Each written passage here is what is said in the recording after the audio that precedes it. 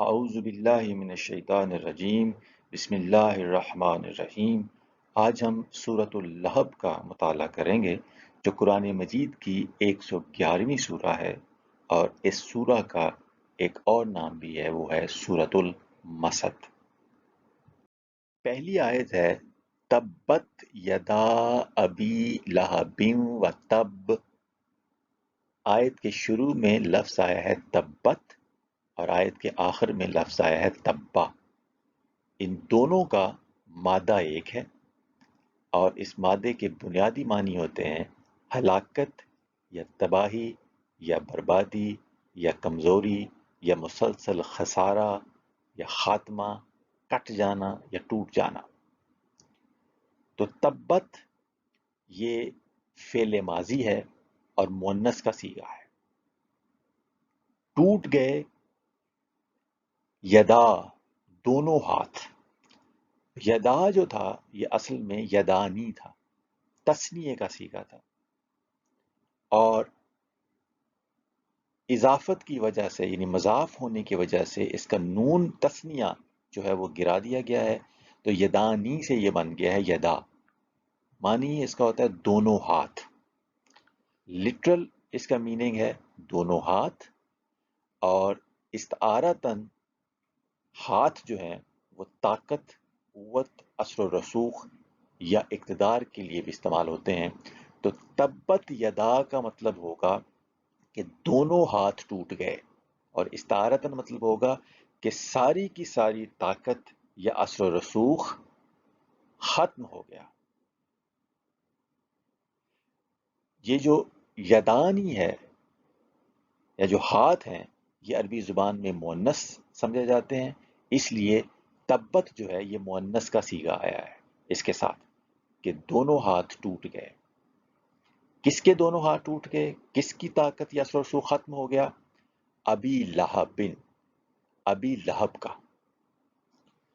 تو جو ابو لہب ہے، یہ ٹکڑا جو ابی لہب بن گیا ہے، ابی جو ہے یہ حالت جر ہے، اصل میں یہ ابو لہب تھا، تو حالت جر میں یہ ابی لہب بن گیا۔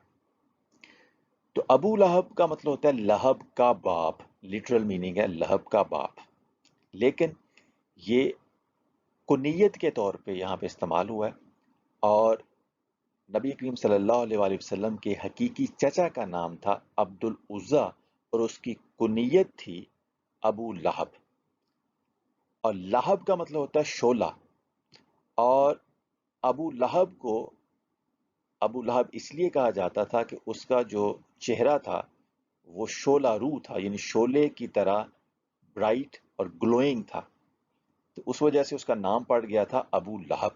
اصل نام تھا اس کا عبد العزیٰ۔ یہاں کیا گیا ابی لہب جو تھا اس کے دونوں ہاتھ ٹوٹ گئے، یا اس کی پوری طاقت اور اثر و رسوخ ختم ہو گیا۔ وَتَبَّ، اور وہ خود بھی ہلاک ہو گیا۔ تبا جو ہے یہ third person masculine singular perfect ورب ہے، یعنی فعل ماضی ہے اور واحد مذکر کا صیغہ ہے، کہ وہ تباہ ہو گیا، وہ ہلاک ہو گیا، برباد ہو گیا۔ تو ابی لہب کی طاقت اور اثر و رسوخ اور اقتدار وہ بھی ختم ہو گیا، اور وہ خود بھی ہلاک ہو گیا۔ تو یہاں تبت اور تبا دونوں ماضی کے صیغے آئے ہیں۔ جب مستقبل کی پیشین گوئی اس طرح سے کی جائے کہ جس میں جو حتمی ہو، یقینی ہو، بات ہونی اگرچہ مستقبل میں ہو لیکن اتنی یقینی ہو کہ اس میں کسی قسم کا کوئی شک نہ ہو، تو اس کے لیے بھی ماضی کا صیغہ آتا ہے کہ بس وہ برباد ہو گیا، بس اس کی طاقت ختم ہو گئی، ہو چکی۔ تو اتنا یقینی بات ہو کہ اگرچہ وہ مستقبل میں ہونی ہو لیکن یقین اس کے ہونے پہ کوئی شک ہی نہ ہو، تو اس میں ماضی کا صیغہ بھی استعمال ہو سکتا ہے۔ تبت یدا ابی لہب و تب، ٹوٹ گئے دونوں ہاتھ ابو لہب کے اور وہ ہلاک ہو گیا، یعنی ابو لہب کی ساری طاقت، اثر و رسوخ و اقتدار ختم ہو گیا، یا ختم ہوا چاہتا ہے، یا ختم ہو چکا، اور وہ خود بھی ہلاک ہو چکا یا ہو گیا۔ اب سوال یہ ہے کہ یہاں ابی لہب کا نام کیوں آیا ہے؟ کیونکہ نبی کریم صلی اللہ علیہ وسلم کے قریش میں اور بھی یا مکے میں اور بھی بہت زیادہ دشمن تھے اس وقت، اسلام کے دشمن تھے، لیکن ابی لہب کا نام خاص طور پہ یہاں پہ کیوں آیا؟ تو یہ جو ابو لہب تھا یہ کعبے کا متولی تھا اور اس کے بیت المال کا نگران تھا، یعنی اس دور میں جو ان کا ایک قسم کا مذہبی لیڈر تھا۔ تو وہ والا مذہبی طبقہ جو عام طور پہ مفاد پرست ہوتا ہے اور مذہب کو بیچتا ہے یا اس سے اس کے معاشی جو مفاد ہیں وہ بستہ ہوتے ہیں، عام طور پہ وہ جو مذہب کی یا دین کی صحیح تعبیر جب آتی ہے یا صحیح نظام اللہ کا جب آتا ہے تو سب سے زیادہ مخالفت جو ہوتی ہے وہ عموماً ایسے مفاد پرست مذہبی ٹولے کی وجہ سے ہوتی ہے۔ اس کا یہ سرگنا اور لیڈر جو تھا اس دور میں ابو لہب تھا۔ تو کعبے کے اوپر جو چڑھاوے یا نذرانے لوگ چڑھاتے ہوتے تھے اس سے اس کی جو آمدنی ہوتی تھی وہ اس کی جو دولت تھی اس کا ایک بہت بڑا ذریعہ تھی۔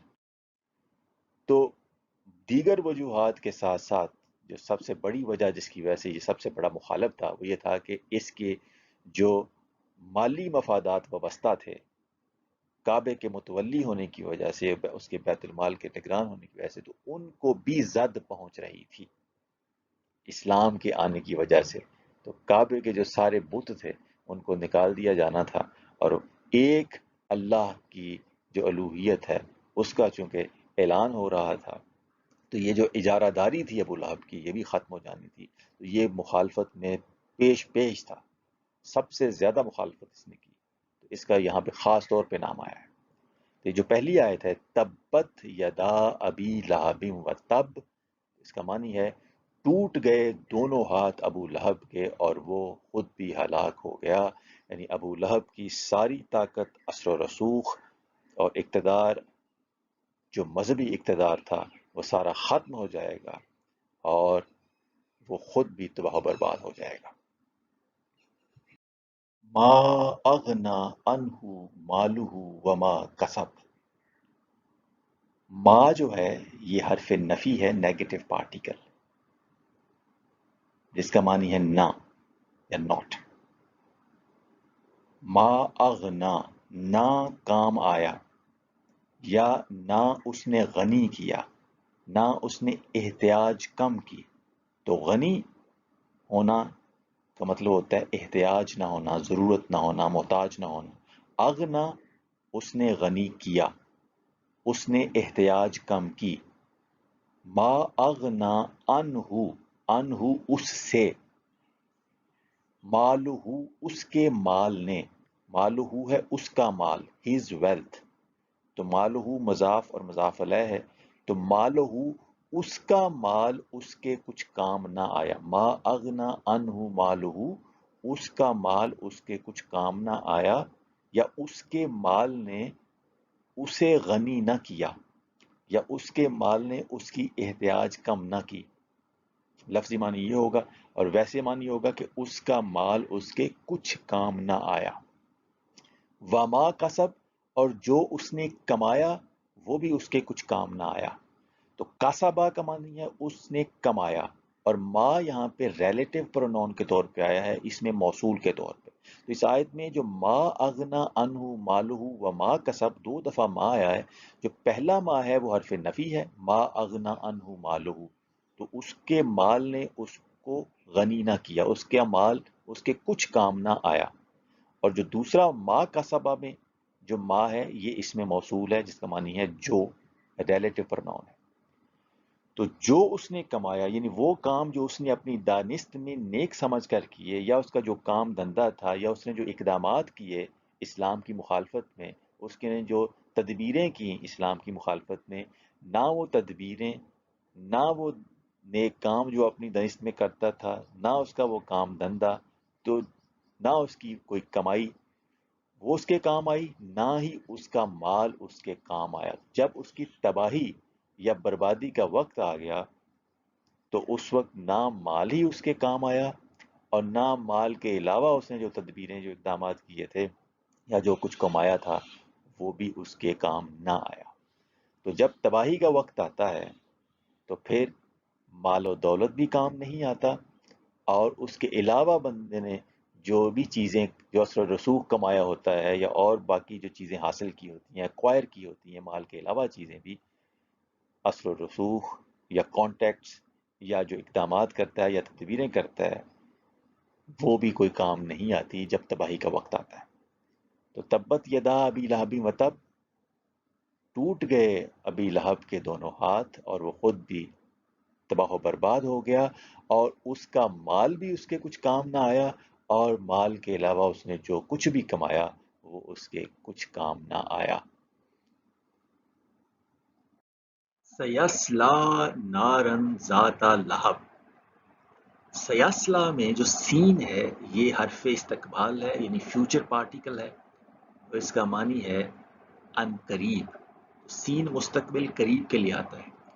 یسلا جو ہے یہ فعل مضارع ہے، فعل مضارع حال اور مستقبل دونوں کا معنی دیتا ہے، لیکن جب اس کے ساتھ سین لگ جائے تو پھر یہ مستقبل کے لیے خاص ہو جاتا ہے۔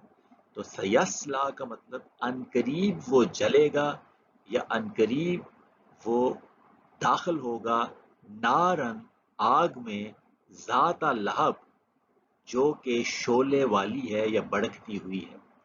تو نارن کی یہاں جو صفت آئی ہے وہ آئی ہے ذات لہب، لہب والی آگ۔ تو ذاتہ جو ہے یہ مؤنث ہے، زو کا معنی ہوتا ہے والا، جیسے ذل جلال کا مطلب ہے جلال والا، تو ذاتہ لہب کا مطلب ہے لہب والی۔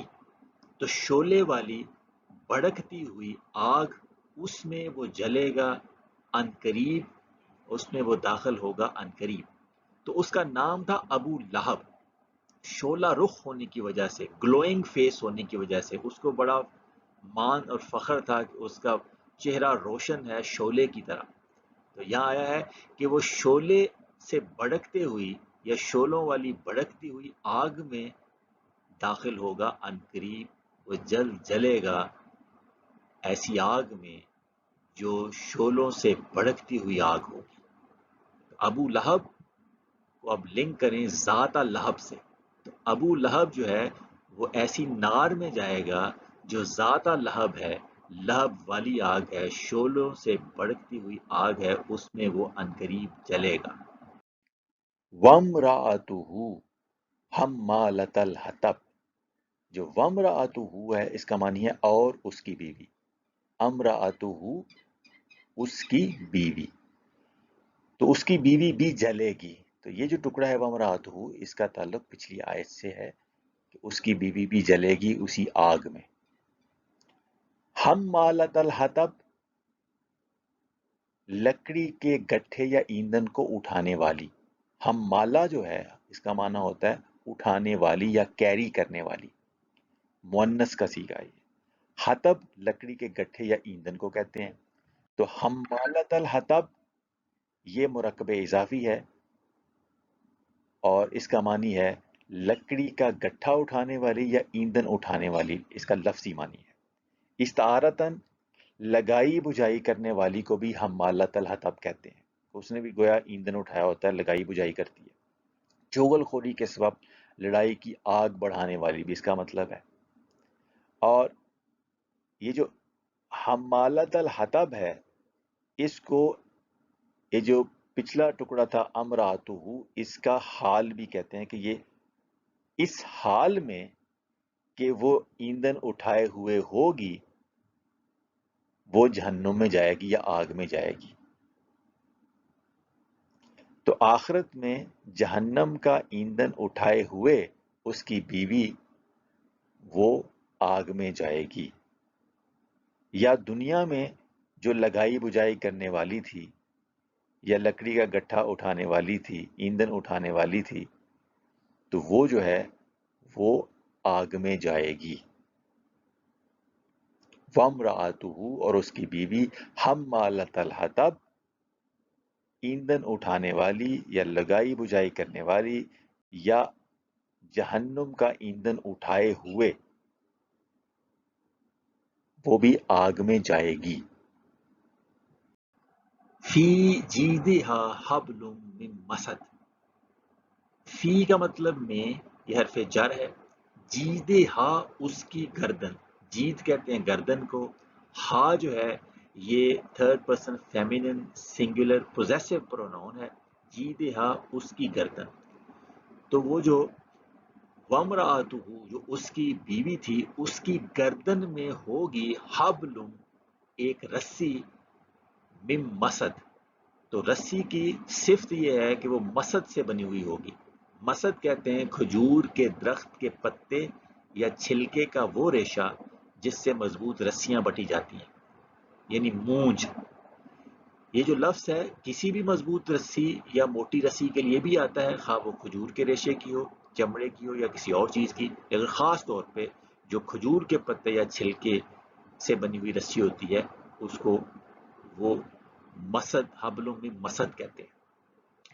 تو جو ابو لہب کی بیوی تھی وہ اپنی زندگی میں ایک بہت بڑا خوبصورت سا ہار پہنا کرتی تھی. تو ہار جو جتنا بڑا اور جتنا وزنی ہار ہوتا تھا اتنا ہی وہ ان کے لیے قابل فخر ہوا کرتا تھا اس دور کی خواتین کے لیے.